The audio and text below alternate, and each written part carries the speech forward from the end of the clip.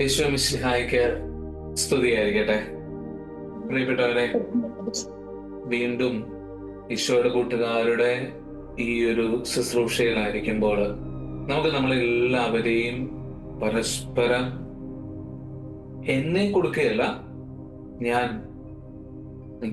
ബിൻസി സിസ്റ്ററിനെ അല്ലെങ്കിൽ ഞാൻ അഭിലാഷ് ബ്രദറിനെ അങ്ങനെ പരസ്പരം കൊടുത്ത്, എനിക്ക് വേണ്ടിയല്ല നിങ്ങൾ ഈ നിമിഷം പ്രാർത്ഥിക്കേണ്ടത്, നിങ്ങളുടെ കൂടെ ഈ ഒരു മീറ്റിംഗിൽ ആയിരിക്കുന്നവർക്ക് വേണ്ടി പ്രത്യേകം പ്രാർത്ഥിക്കുക.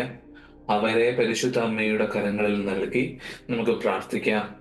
നന്മ നിറഞ്ഞ മറിയമേ, അമ്മയ്ക്ക് സ്വസ്തി, കർത്താവ് അമ്മയോടുകൂടെ, അമ്മ സ്ത്രീകൾ അനുഗ്രഹിക്കപ്പെട്ടവളാകുന്നു, അമ്മയുടെ ഉദരത്തിൻ ഫലമായി ഈശോ അനുഗ്രഹിക്കപ്പെട്ടവനാകുന്നു. പരിശുദ്ധ മറിയമേ, തമ്പുരാന്റെ അമ്മേ, പാപികളായ ഞങ്ങൾക്ക് വേണ്ടി ഇപ്പോഴും ഇപ്പോഴും സമയത്തും അപേക്ഷിച്ചുകൊള്ളണമേ. ആമേൻ. സകല കാവൽ മാലാഖമാരെ, ഈ ഒരു ശുശ്രൂഷയുടെ സമയത്ത് ഞങ്ങൾക്ക് പൂർണ്ണ സംരക്ഷണമായി കൂടെ ഉണ്ടാകണമേ. ഞങ്ങളുടെ പേരിന് കാരണക്കാരായ സകല വിശുദ്ധരെ ഞങ്ങൾക്ക് വേണ്ടി പ്രത്യേകം മാധ്യസ്ഥം അപേക്ഷിക്കണമേ. ആമേൻ. ഈശോ മിശിഹായ്ക്ക് സ്തുതിയായിരിക്കട്ടെ. പ്രിയപ്പെട്ടവരെ, ഇന്നത്തെ ഈ ഒരു ശുശ്രൂഷയ്ക്ക് വേണ്ടി നമ്മൾ വിചിന്തനം ചെയ്യാൻ പോകുന്ന വചനം മർക്കോസിന്റെ സുവിശേഷം 10-ാം അധ്യായം 46 മുതലുള്ള തിരുവചനങ്ങളാണ് ഇന്ന് നാം സംസാരിക്കുക. 46 മുതൽ 52 വരെയുള്ള തിരുവചനങ്ങൾ. അതിനു മുമ്പ് ഞാൻ നിങ്ങളോട് ഒരു ചോദ്യം ചോദിക്കട്ടെ. നിങ്ങൾ എല്ലാവരും ഈശോയെ സ്വന്തമാക്കിയവരാണോ? നിങ്ങൾ എല്ലാവരും ഈശോയെ സ്വന്തമാക്കിയവരാണോ? മാമോദീസായിലൂടെ ഈശോയെ നമുക്ക് ലഭിച്ചിട്ടുണ്ട്. വിശുദ്ധ കുർബാനകളിലൂടെ ദിനംപ്രതി വിശുദ്ധ കുർബാനയിലൂടെ ഈശോയെ നാം സ്വീകരിക്കുന്നുണ്ട്. പക്ഷെ എത്രമാത്രം ഈശോയെ നാം സ്വന്തമാക്കിയിട്ടുണ്ട്? സ്വന്തമാക്കുക എന്ന് പറഞ്ഞാൽ അതിനൊരു വലിയ പ്രാധാന്യമുണ്ട്. നമ്മുടെ എല്ലാമായി മാറുക എന്നുള്ളതാണ് അതിനർത്ഥം. സ്വന്തമാക്കുക. ഇപ്പോൾ എൻ്റെ സ്വന്തമാണ് എങ്കിൽ നമ്മൾ അതിനെ എങ്ങനെയും സംരക്ഷിക്കും, നമ്മൾ അതിനെ എങ്ങനെയും നമ്മുടെ കൂടെ നിർത്തും. സ്വന്തമാക്കുക എന്നുള്ളതിന് വളരെ പ്രാധാന്യമുണ്ട് എന്നുള്ളത് ഞാൻ നിങ്ങളെ ഓർമ്മിപ്പിക്കുക. ഞാൻ നിങ്ങളോട് വീണ്ടും ആ ചോദ്യം ആരായുകയാണ്. ഈശോ നിങ്ങളുടെ ഒരു പ്രധാനപ്പെട്ട പൊസഷനാണോ? ഈശോ നിങ്ങളുടെ സ്വന്തമാണോ? നിങ്ങളുടെ സ്വത്താണോ എന്നുള്ളതാണ് വളരെ കുറച്ചും കൂടെ കൃത്യമായ ചോദ്യം. ആണ് എന്ന് ചിന്തിക്കുന്നവർക്ക് ചില കാര്യങ്ങൾ എനിക്ക് ചോദിക്കാനുണ്ട്. ആണ് എന്ന് ചിന്തിക്കുന്നവരോട്, ഈശോ എൻ്റെ സ്വന്തമാണ് എന്ന് ചിന്തിക്കുന്നവരോട് ചോദിക്കുന്ന ഒന്നാമത്തെ കാര്യം, നിങ്ങൾ എന്തൊക്കെ ഈ ഈശോയെ സ്വന്തമാക്കാൻ വേണ്ടി ത്യജിച്ചിട്ടുണ്ട് എന്നുള്ളതാണ്. ഈശോയെ സ്വന്തമാക്കുക വളരെ എളുപ്പമുള്ള കാര്യമൊന്നുമില്ല. അതാണ് വചനത്തിൽ പറയുക, എന്നെ അനുഗമിക്കുക. സോ നമ്മൾ ഈശോയെ സ്വന്തമാക്കുക എന്നുള്ളതിന്റെ വേറൊരു പദമാണ് ഈശോയെ അനുഗമിക്കുക, രക്ഷകനും നാഥനുമായി സ്വീകരിക്കുക. അവൻ ആഗ്രഹിക്കുന്ന രീതിയിൽ മാത്രം ജീവിതം മുമ്പോട്ട് കൊണ്ടുപോവുക. അവൻ ആഗ്രഹിക്കുന്ന രീതിയിൽ നമ്മുടെ ജീവിതത്തെ ക്രമപ്പെടുത്തുക. നാം ഇന്ന് വചനത്തിലേക്ക് കടന്നു ചെല്ലുമ്പോൾ ഒരു അന്ധയാചകനെ കാണുന്നുണ്ട്. ബർത്തിമിയൂസ് എന്നു പേരുള്ള അന്ധയാചകൻ. ബർത്തിമിയൂസ് എന്ന പേരിന് കാരണം ബർത്തിമിയൂസ് എന്നാണ്. എന്ന് പറഞ്ഞാൽ തിമേയൂസിന്റെ പുത്രൻ. യഥാർത്ഥ പേരൊന്നും അറിയില്ല. തിമേയൂസിന്റെ പുത്രൻ എന്ന പേരിലാണ് ഈ ഒരു അന്ധയാചകൻ അറിയപ്പെടുക. ഈശോ ജെറീക്കോയിലെത്തി ശിഷ്യന്മാരോടും ജനാവലിയോടും കൂടെ ജെറീക്കോ വിട്ടു പോകുമ്പോൾ തിമേയൂസിന്റെ പുത്രനായ ബർത്തിമിയൂസ് എന്ന അന്ധയാചകൻ വഴിയരികിൽ ഇരിപ്പുണ്ടായിരുന്നു. ഇനി ഞാൻ നിങ്ങളെ ആ ഒരു സെനാരിയോയിലേക്ക് കൊണ്ടുപോവുകയാണ്. ബൈബിളിലേക്ക് നോക്കണ്ട, ബ്രദർ പറയുന്നത് മാത്രം ശ്രദ്ധിക്കുക. നിങ്ങളുടെ ചിന്തകളില് നിങ്ങൾ അവിടെ ആയിരിക്കുന്നത് പോലെ നിങ്ങളെ സ്ഥാപിക്കുക. ഒരു അന്ധയാചകൻ വഴിയരികില് ഇങ്ങനെ യാചിച്ചുകൊണ്ടിരിക്കുക. നഗര കവാടത്തിനടുത്തായിട്ടായിരിക്കണം ഇവൻ യാചിച്ചുകൊണ്ടിരിക്കുക. അവൻ അവിടെ ആയിരിക്കാൻ കാരണം ആ സമയത്ത് കുറെ ജനാവലികൾ അങ്ങോട്ടും ഇങ്ങോട്ടും ഒക്കെ പോകുന്നുണ്ടായിരിക്കാം.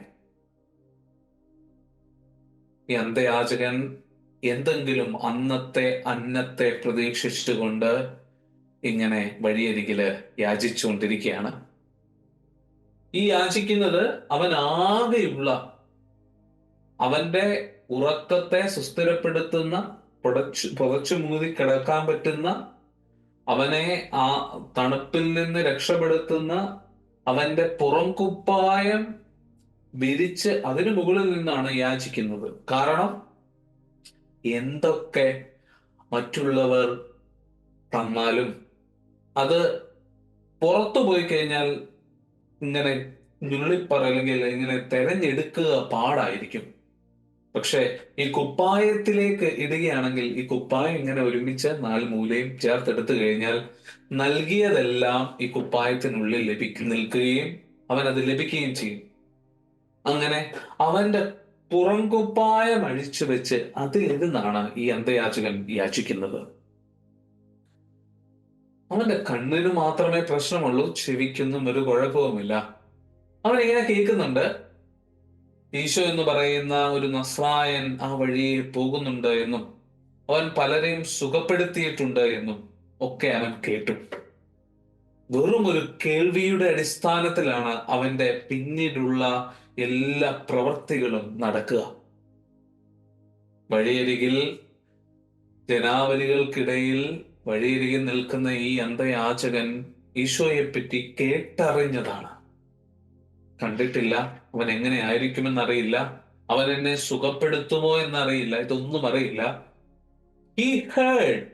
ഈശോ എന്ന് പറയുന്ന ഒരു വ്യക്തിയുണ്ട്, നസ്രായനായ ഈശോ. അവൻ ഇങ്ങനെ ഈ വഴിയൊക്കെ കടന്നു വന്ന ബലഹീനരെ അല്ലെങ്കിൽ രോഗികളെയൊക്കെ സുഖപ്പെടുത്തുന്നുണ്ട്. എന്തോ ഒരു ശുഭാപ്തി വിശ്വാസത്തോടെ അവൻ ഈ കേട്ട കേൾവിയുമായിട്ട് ഇങ്ങനെ നിൽക്കുകയാണ്. ആ സമയത്താണ് ഒരു ജനക്കൂട്ടം ഇങ്ങനെ പോകുമ്പോൾ ഈശോ അതിലുണ്ട് എന്നുള്ള ഒരു സംസാരം അവൻ കേൾക്കുന്നത്. ജനക്കൂട്ടത്തിനിടയിലൂടെ ഈശോയും കടന്നു പോകുന്നുണ്ട് എന്ന് ഈ വഴിയരികിലുള്ള അന്ധയാചകൻ കേൾക്കുകയാണ്. 47-ാം വാക്യം ഇങ്ങനെ നോക്കുക. നസ്രയനായ യേശുവാണ് പോകുന്നുവെന്നറിഞ്ഞപ്പോൾ അവൻ ഉച്ചത്തിൽ വിളിച്ചു പറഞ്ഞു. വഴിയരികിൽ ഇരിക്കുന്നവൻ ആ ജനക്കൂട്ടത്തിനിടയിലൂടെ കടന്നു പോകുന്നത് ഈശോ ആണെന്ന് മനസ്സിലാക്കിയപ്പോൾ, കേട്ടറിഞ്ഞപ്പോൾ ഇപ്രകാരം ഉറക്കെ വിളിച്ചു പറയുകയാണ്, ദാവീദിന്റെ പുത്രനായ യേശുവേ എന്നിൽ കനിയണമേ.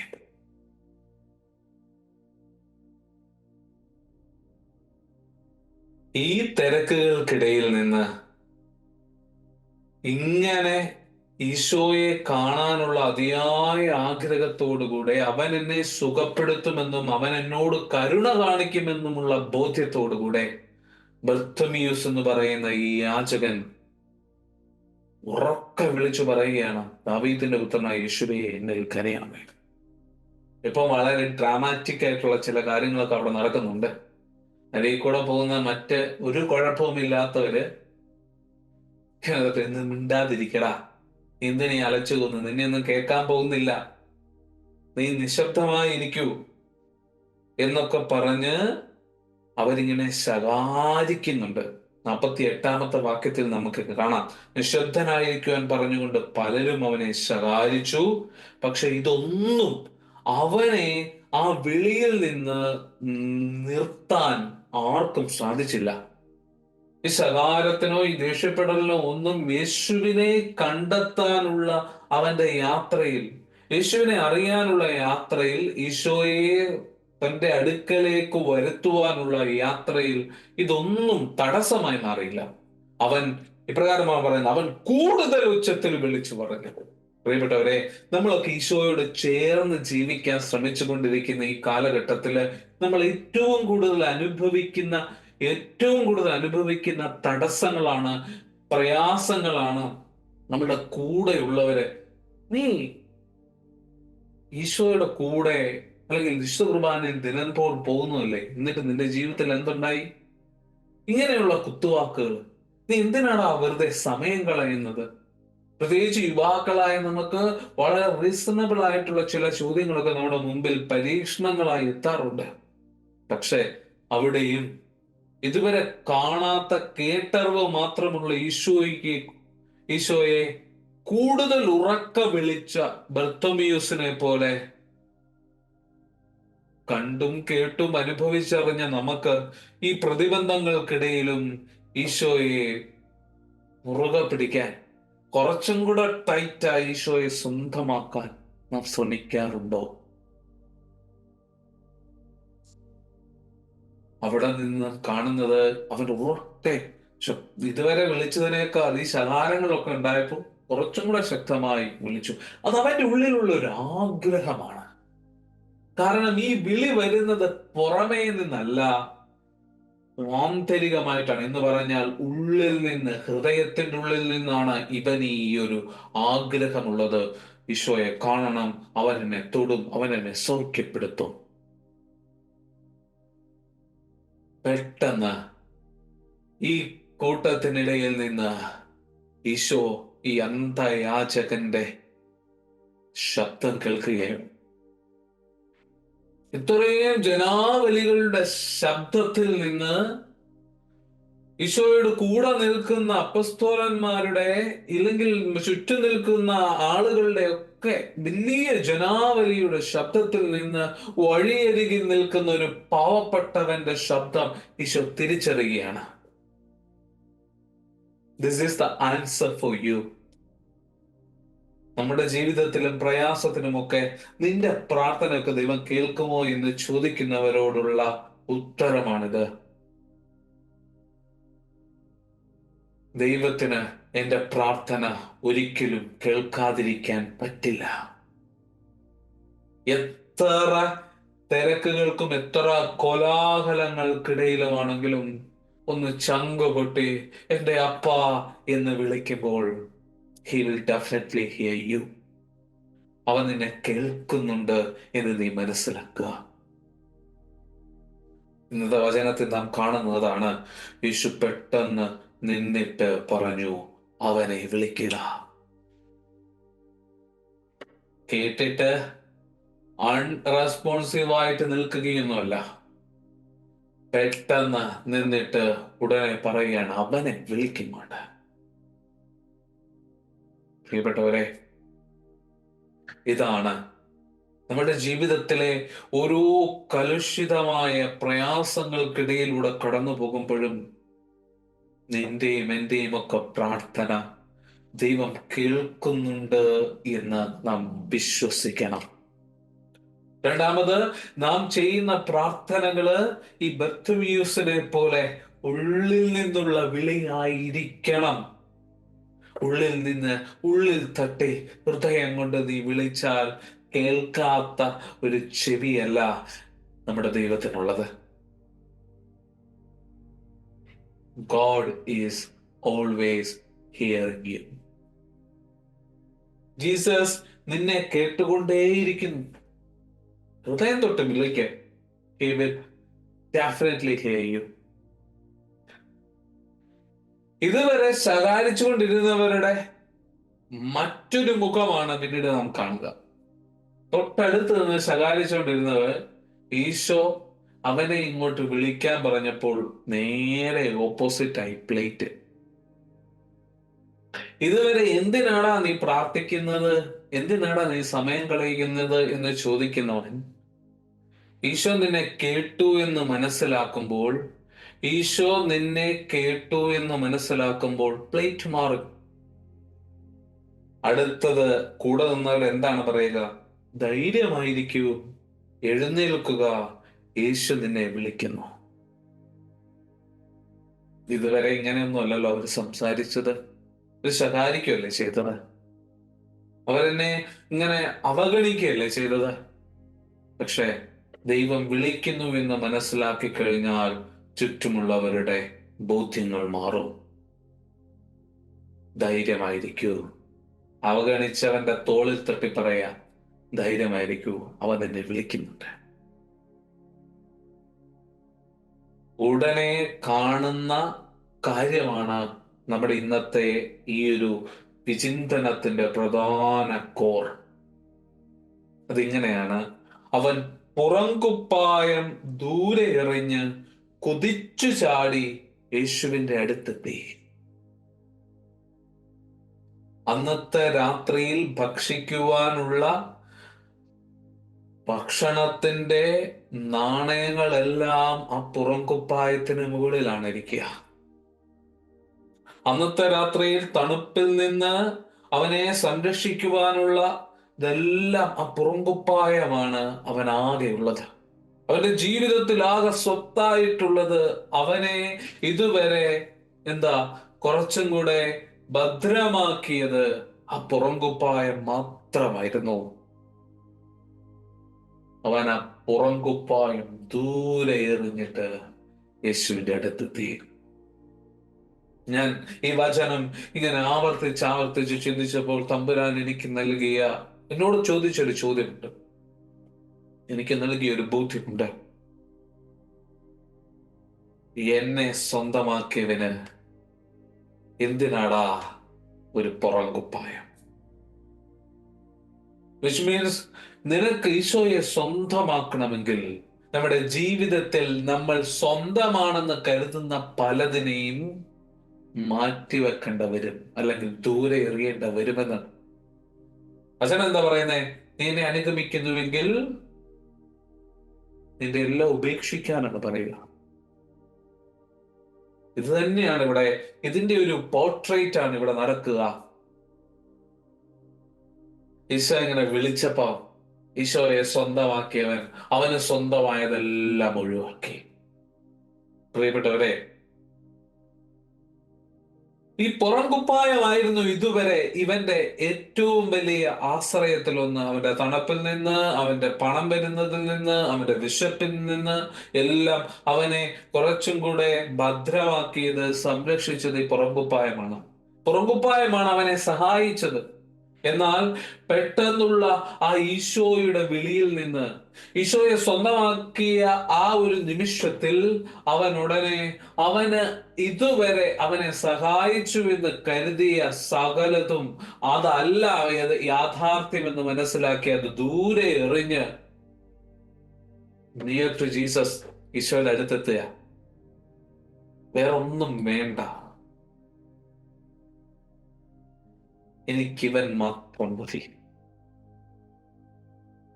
നമ്മൾ പാടുന്നുണ്ടല്ലോ, നീ മാത്രം മതി, നീ മാത്രം മതി, നീ മാത്രം മതി എനിക്ക്. പ്രിയപ്പെട്ടവരെ, ഈ നീ മാത്രം മതി എന്ന് പറയുന്ന, അല്ലെങ്കിൽ ഇങ്ങനെ ഒരു കാര്യം ബ്രദർ പറയുമ്പോൾ ഇതിന്റെ പ്രധാനപ്പെട്ട വേറൊരു വശം കൂടിയുണ്ട്. ഇവിടെ നിനക്ക് ദൈവം തന്നതെല്ലാം ഉപേക്ഷിക്കാൻ ദൈവം പറയുന്നില്ല. നീ സ്വയം ഏറ്റെടുത്തതെല്ലാം ഉപേക്ഷിക്കാനാണ് പറയുന്നത്. ദൈവം തന്നതെല്ലാം അവിടെ ഇരിക്കട്ടെ, പക്ഷേ നീ നിന്റെ ജീവിതത്തിലെ ഏറ്റവും പ്രധാനപ്പെട്ട സാധനങ്ങളിൽ ഒന്നായി, അല്ലെങ്കിൽ ഏറ്റവും പ്രധാനപ്പെട്ടതായി നീ തന്നെ നിന്റെ ജീവിതത്തിൽ വെച്ച സാധനങ്ങൾ ഒഴിവാക്കിയാൽ ആ പ്രധാനപ്പെട്ട സ്ഥലത്തിലേക്ക് ഈശോ വരും. അങ്ങനെ ഈശോയുടെ സ്വന്തമായി നീ മാറും.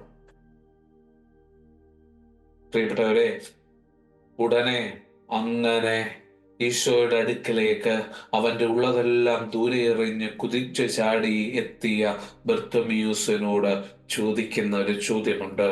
അതാണ്, നിങ്ങളും ഞാനുമൊക്കെ ഈശോയുടെ അടുക്കലേക്ക് ഈശോയെ സ്വന്തമാക്കി കടന്നു ചെല്ലുമ്പോൾ ചോദിക്കുക, ഞാൻ നിനക്ക് വേണ്ടി എന്ത് ചെയ്യണമെന്നാണ് നീ ആഗ്രഹിക്കുന്നത്?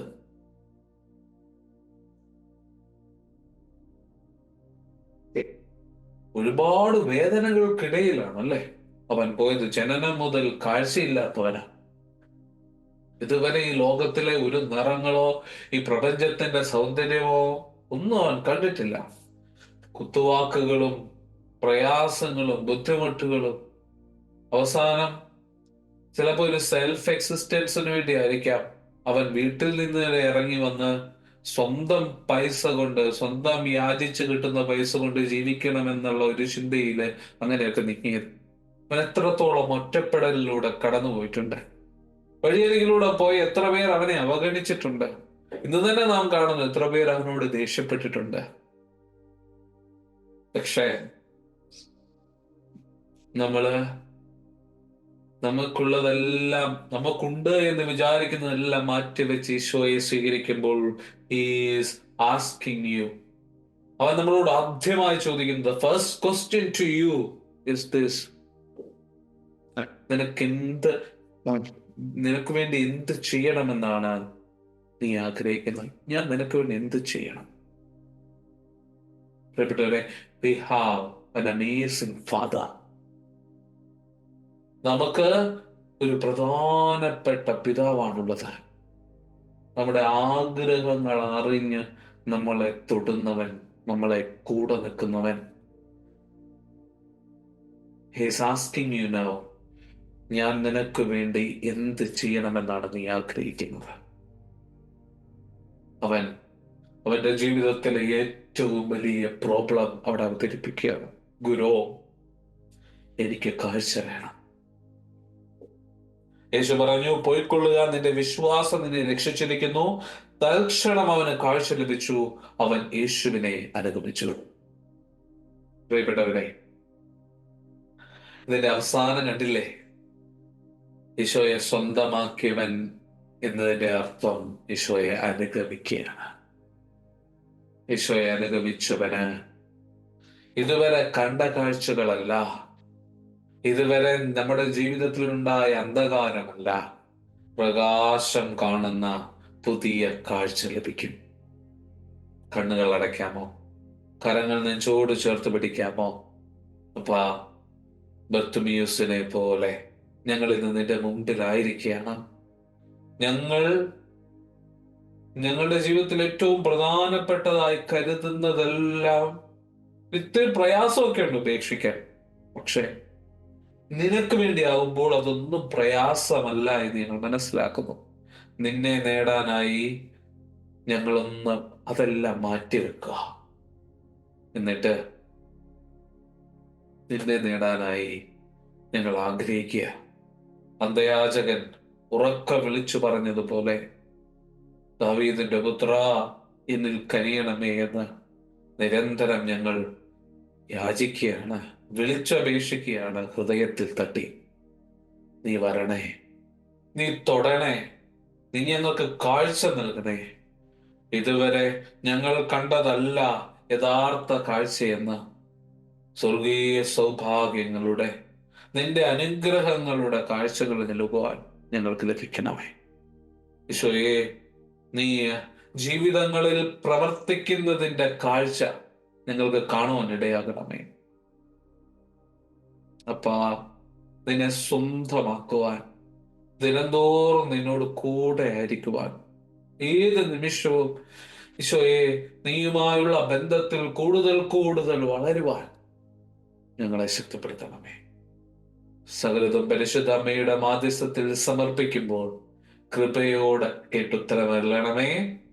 ആമേൻ.